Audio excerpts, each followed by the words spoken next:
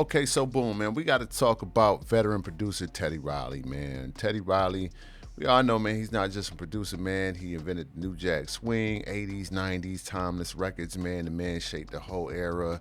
Even that music is still getting sampled today by a lot of the young artists. So when Teddy Riley gets on a podcast and says he only got paid $1,500 for some of his classic work that was made on Keith Sweat's album Make It Last Forever, he never saw royalty checks.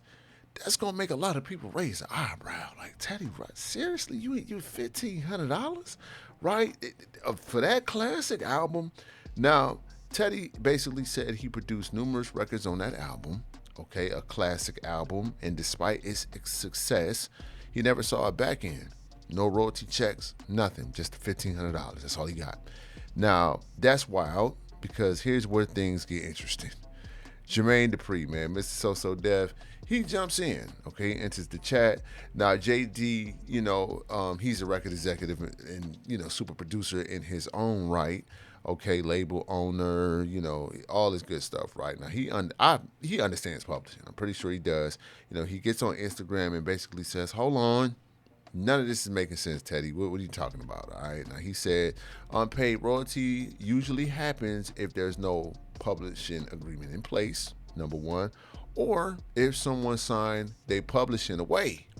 Okay. Now, he basically implied that somewhere in the paperwork, somewhere in the contracts, something might have been signed that gave publishing control to somebody else, and that's not what is being mentioned by Teddy Riley. Now, JD's logic is this, man. If your publishing is set up correctly and a company like Sony or Universal is handling it, it's their literal job to make sure that you get your money, and make sure that everybody is getting paid. So in JD's mind, something is being missing from from Teddy Riley's story. Just something's missing. You're lying, Teddy. That's basically what he said. Now, Teddy's seen that, and he wasn't feeling it at all. He had to bring clarity to all of this. Now, he jumped on Instagram and he cleared the air immediately. He said, first off, it has nothing to do with the publishing, okay? And for the people in the back, all right, that's a little jab at Jermaine Dupri. He said, we eating off the publishing. We getting the publishing, meaning the songwriting side. He said they getting paid from that. He said, so it's not the publishing. And you know what? Even in the statement, Teddy never really made it clear about where he wasn't getting paid. He didn't make that clear. He just said he got $1,500 from the record. He didn't make it clear of where he was not getting paid. He didn't really break it down. He left that out. He did leave that part out. He didn't break it down completely. But he said most likely he was talking about the artist and producer royalties from the album sales. Okay, that's the only thing I could think of, right? The mechanical royalties, the back end points of the record. Okay, the label side of the deal. That's a whole different bucket of money than the writing portion of the album. And the crazy part about it is, right, Teddy said that not only did he not get paid, but Keith Sweat didn't even get paid either. He said they both got jerked. And then he publicly apologized to Keith Sweat and his family, saying that they created the music together and they should both be eating from it properly. Okay, now let's like break it down a little bit, right?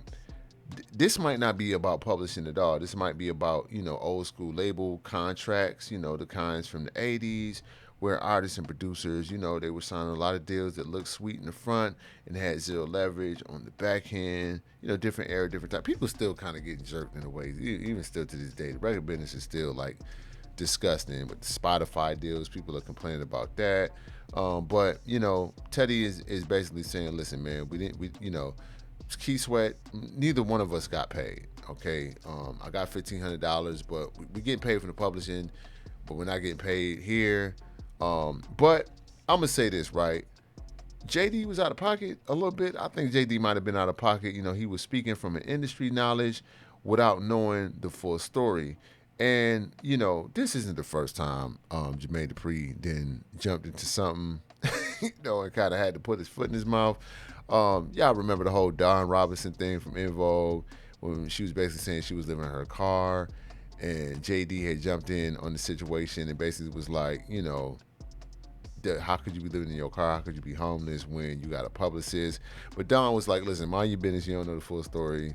Be quiet. Mind your business. All right. So I don't know. People looking at JD like, man, bro, you might want to chill. You relax. We know you a legend. Ain't nobody questioning it, but you ain't got to comment on everything. It's the second time you done had to put the foot in your mouth. It's the second time, so you got to chill out, AD. So I don't know, man. Do y'all think? What y'all think of the conversation below, man? Do y'all think JD had jumped to conclusions too quick, or was Teddy Riley not clear enough the first time? Okay, the OG's tripping out here, y'all. Let me know in the comment section below. I will catch y'all next video. It's Mr. Lee with the Backstage Hype. Peace.